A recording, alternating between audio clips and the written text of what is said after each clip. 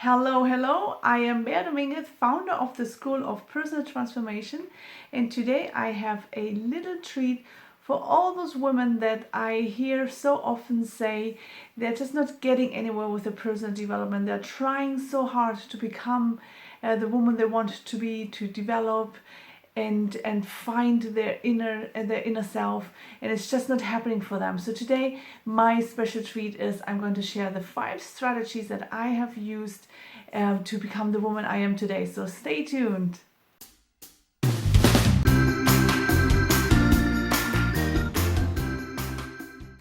So here we are. You want to know what I did that helped me, and it really helped me. So this is real sharing from my life. This is not something I've made up.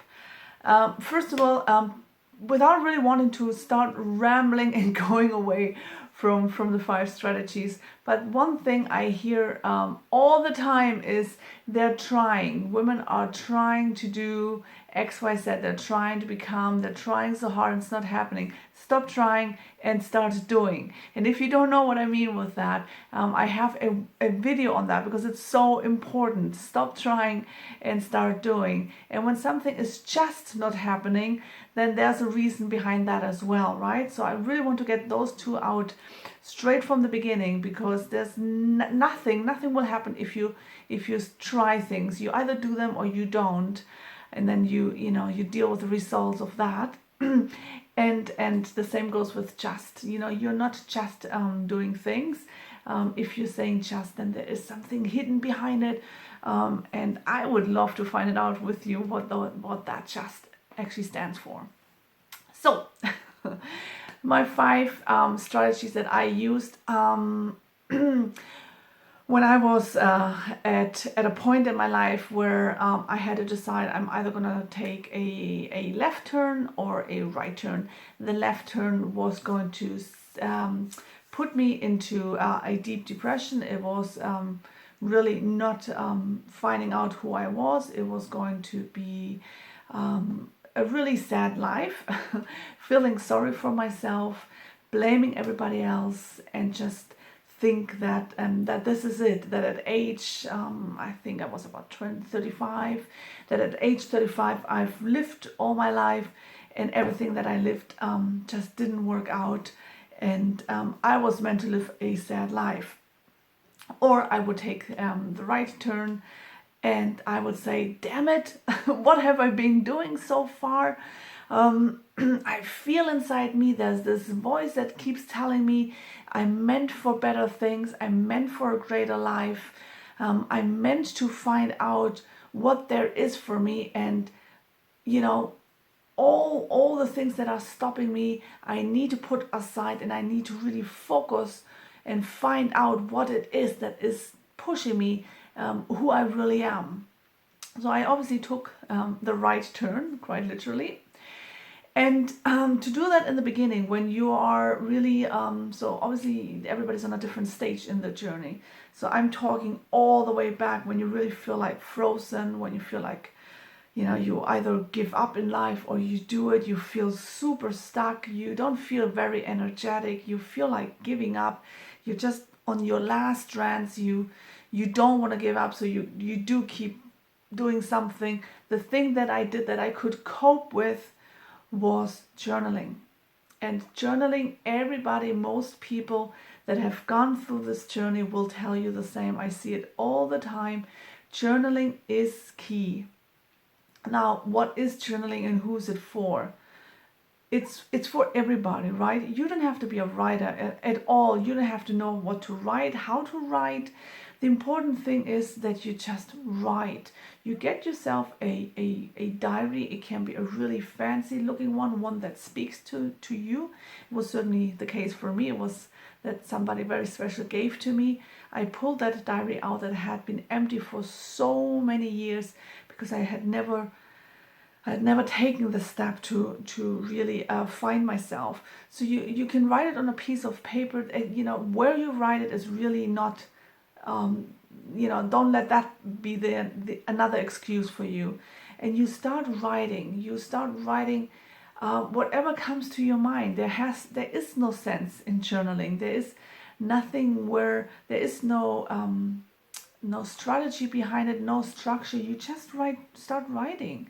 You start writing about how you feel, right? The first thing that comes to your head, and you don't start judging what you write. The thing about journaling is you just write. It's your place where you can just be without thinking about whether it looks good, whether it makes sense what you say, whether about what other people will think. And that's why it's so important to journal, because it's so liberating. I cannot emphasize this enough, how liberating it is to journal. It's to really make some breathing space within you when you don't know where else to go, and journaling is the path to go.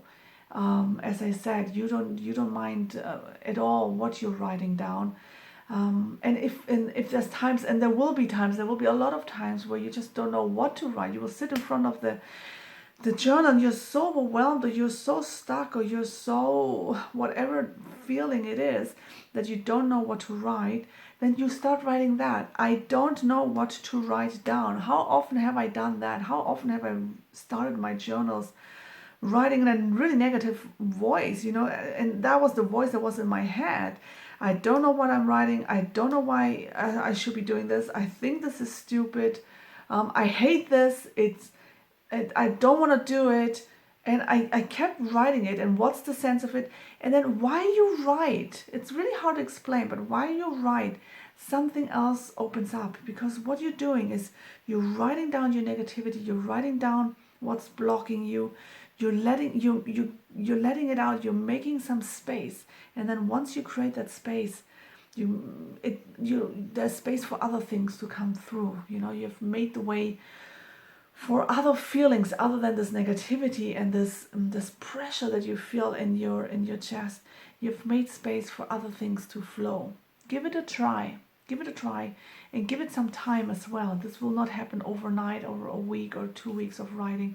And I didn't journal every day. Let me be clear on that too. When there were really bad days, I didn't want to journal, but I knew I wasn't avoiding journaling overall. I just knew today isn't the day. I will do it when I feel better. And that was really happening every other day, every 2 days. I wasn't journaling either when I was feeling really, really high, when I was really happy. I wasn't sitting at home journaling. I was doing other stuff. So that's good to know too. On really bad days, I didn't journal. On really good days, I didn't journal. I journal when I was feeling probably most me, now that I'm thinking about it, when you don't have this high and this low. So, don't use this also as an excuse to punish yourself again. I'm not journaling. Oh my God. No. Be really kind with yourself when you journal and notice what you're doing. And then once in a while I went back out of curiosity and read what I've wrote, and that really helps as well. And one more tip I really have with this, it's really important, because lots of us think I'm not a writer, and I said it already, you don't have to be a writer to write down your thoughts. But when there were days when I was so blocked also writing, but I did want to journal, I don't know how, but I just started drawing. And I'm not an artist at all. I'm a really bad drawer. If you really wanted to, to put this identity on yourself, I'm not good at something.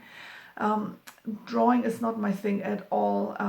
I can't not even draw, I think I can draw a fish by now for my son, but I'm really bad at it.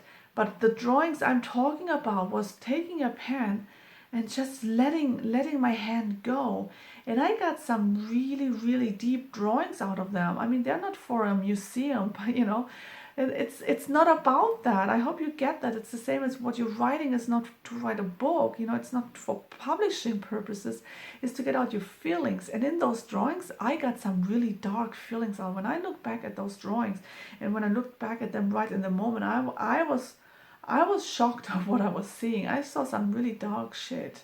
It was really intense. It was really good because it felt like I got some out, some yuck. It was out on paper, and I looked at it and I was like, what is that? That was inside me. So that's when I really started realizing, that's deep. There's some stuff inside me, some thoughts inside me that unconsciously I put on paper. And when you see something that you have unconsciously on your mind, something that you're not really aware of, you don't have a picture of it on your mind, when you see that on paper, that was interesting to say the least. So if you don't know what to write, there's always the option of just start drawing, and I will be sharing my drawings at some point, and you will be able to see them to really inspire you. But I will do that at some other point in my journey. So the other strategy that I did is the appreciation book, and that's a really good one. So all I did, I had a little A5, really little notebook, and every day I had it on my nightstand with a pen. I had it ready to go every day every night when I crawled into bed and night was hitting, right? These lonely nights when these thoughts come in of, wow, life is scary. And I would grab that book and I would fill it one page, and I know it was a little book, but filling that book was difficult as well, and it took some time, but I would fill it with things that I appreciate about myself, about others on that specific day, right? So it was really reviewing my day and finding things that I could appreciate. And trust me, when you start thinking about what can you appreciate, you will find it. And if you have to think about harder, then that's part of the exercise. You need to start thinking about things that you can appreciate, because that's really dangerous to think about my life sucks, because your life doesn't suck. That very moment in your life sucks. That very part of your life sucks, but not your whole life, right? Stop victimizing yourself and think about your life sucks. That very moment in your life sucks. Think about a picture, an A4 picture, and your life is, from birth to however old. Let's assume you're getting old, you're getting in your 80s and your 90s. And that very moment in your life is a little dot in that picture. Now, that moment is hardly visible in your life picture. Do you get what I'm saying? If you see it at all, it's so little, you probably need a magnifier glass. So stop saying, my life sucks. Start saying, this part of my life sucks. And now for this exercise, let me list the things that I appreciate today about yourself. Well, I appreciate that I actually got out today even though I felt shit. I appreciate about myself that I ate healthy today even though it was much easier to eat crappy food. I appreciate the woman at the grocery shop that asked me how I was doing. I appreciate the kids smiling and laughing. I appreciate the dog running around in the park. I appreciate the birds in the trees. I appreciate the green leaves. I appreciate the sun. I appreciate the rain. I appreciate. There's always something to appreciate, and it's your responsibility to find those things and write them down at night in your little journal, right? There's a video on responsibility as well. And I know I'm being very directive at the moment, and that's part of my personality. That's part of who I am and how I coach people, because I will put the responsibility in your shoes. So, if you're trying to get better, if you're trying on your journal of self-development, well, that's what I'm saying. Stop trying and do things. My 5 strategies worked because I did them, not because I tried to do them or I couldn't find anything to appreciate.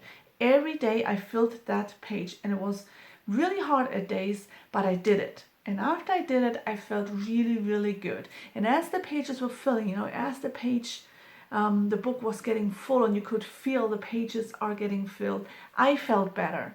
It works, but for it to work, you have to do the exercise, right? Please don't make an excuse of why you couldn't do it, and do it instead. The other tip, which a lot of women do on their journey, and I want to confirm this one, is reading books, right?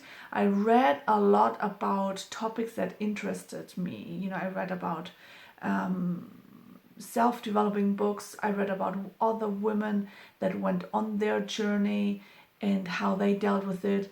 I read about topics that interested me. So I read about positive psychology.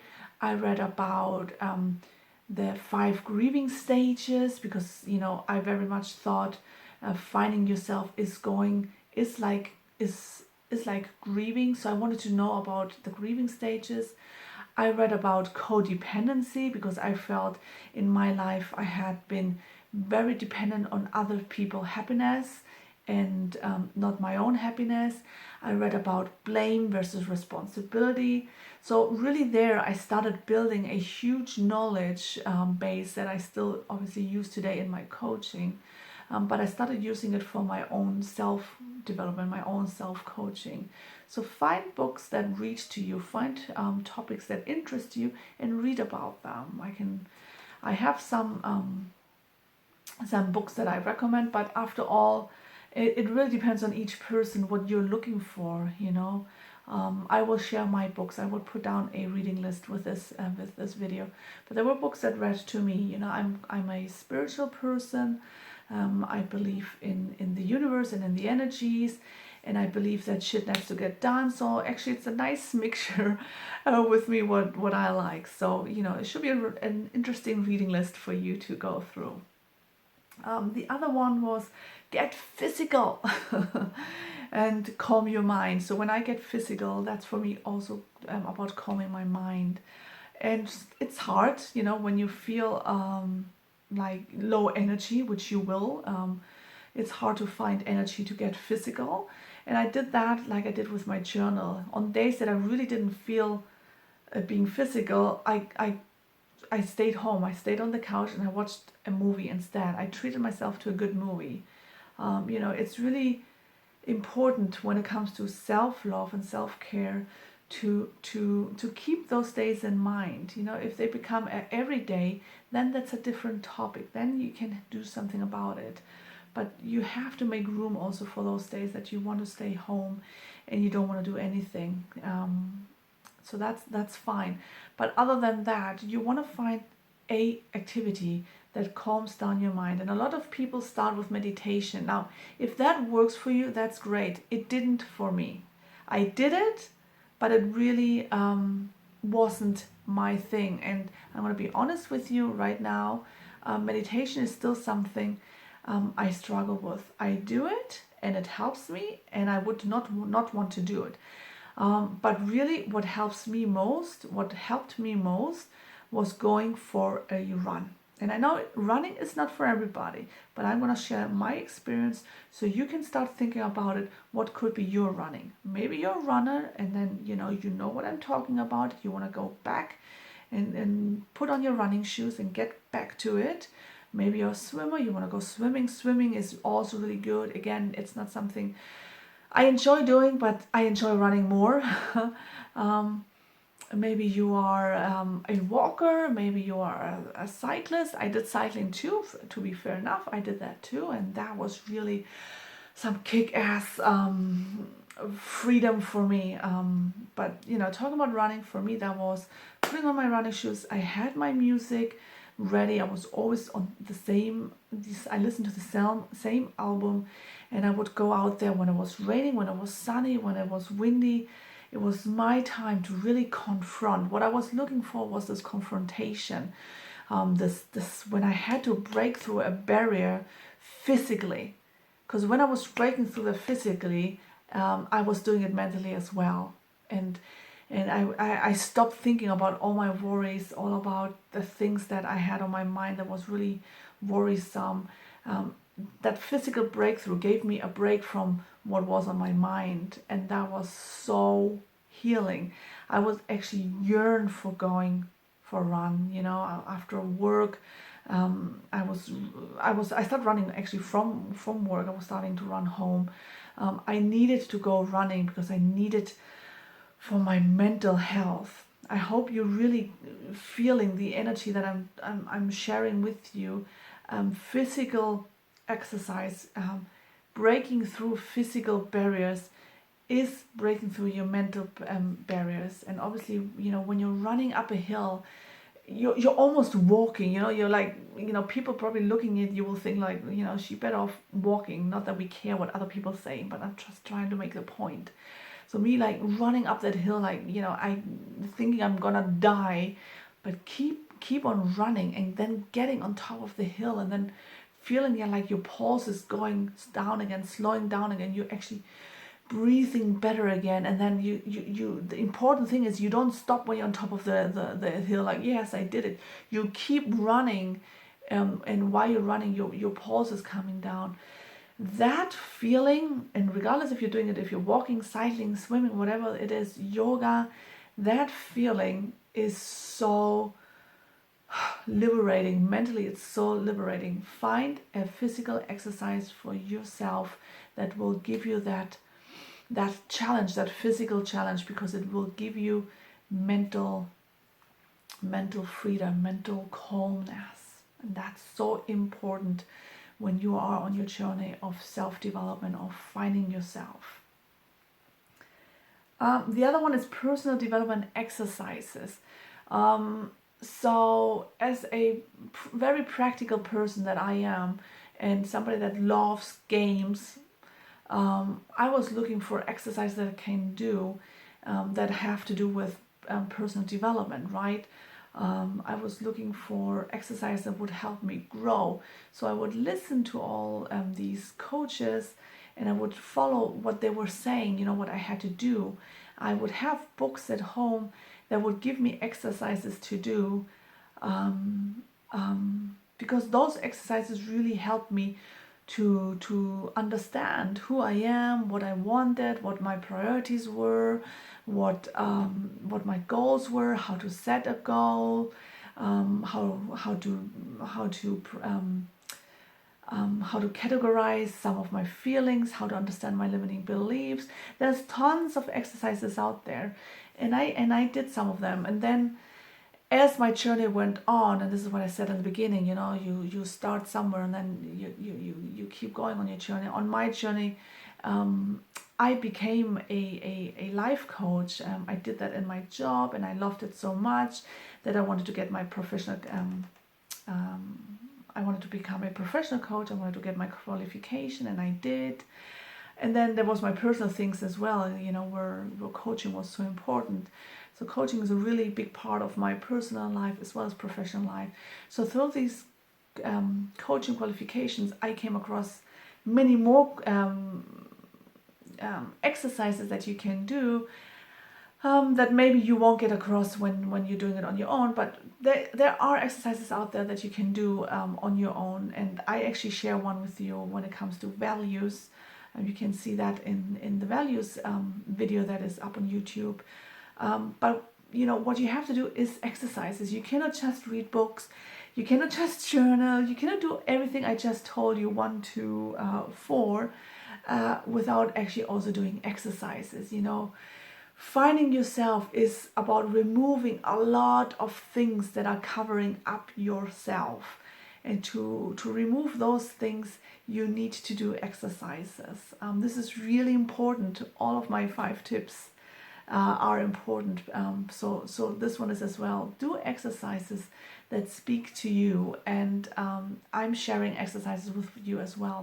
That's what the School of Personal Transformation is all about. I'm sharing some more in the group as well, in the Facebook group. So stay tuned. Be up to date with what I'm sharing.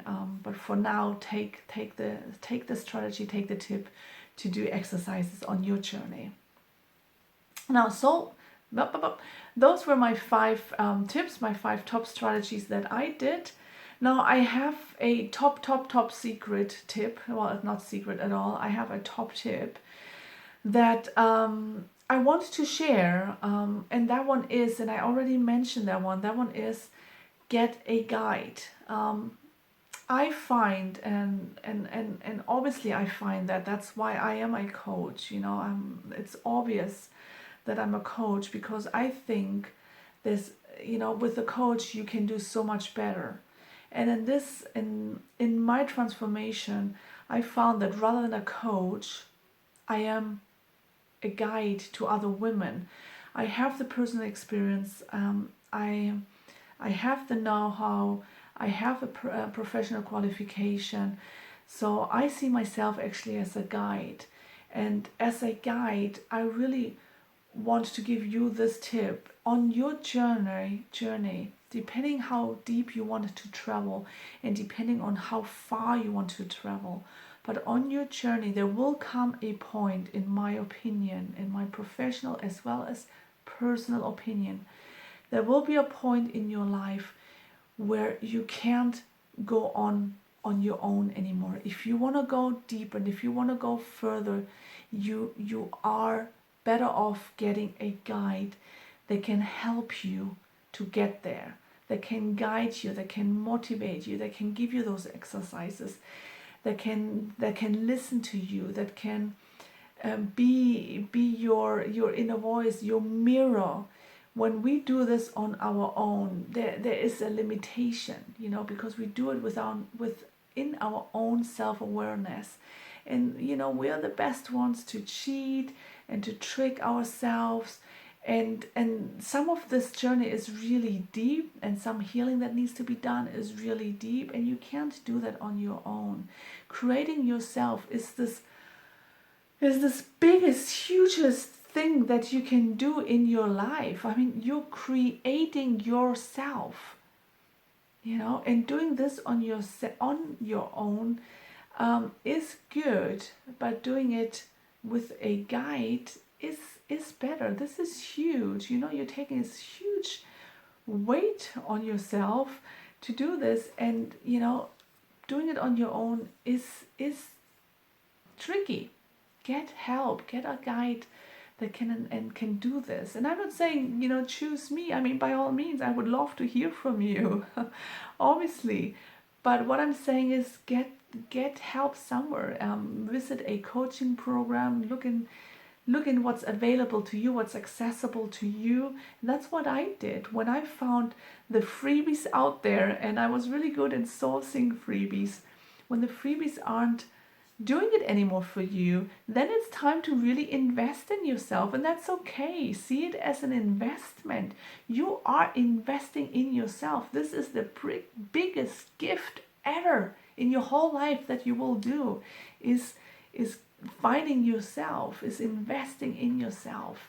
So if the freebies are not doing it anymore, if you've gotten to that stage, and it will take some time, you know, in the beginning it's absolutely fine to do it on your own. But when you really find like you've done everything you could do, you know, if you feel like you stopped trying and you actually did things, but still you're not getting there, then there is more stuff to do, and that's normal, and most people will still have things that they need to remove.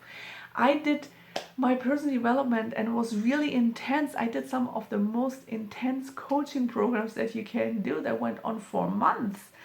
And it wasn't until recently that through the last coaching program that I did, it was a feminine empower coaching program, that I removed some of the last barriers I had. I found the last link that I was missing at that stage in my life to overcome some of the fears,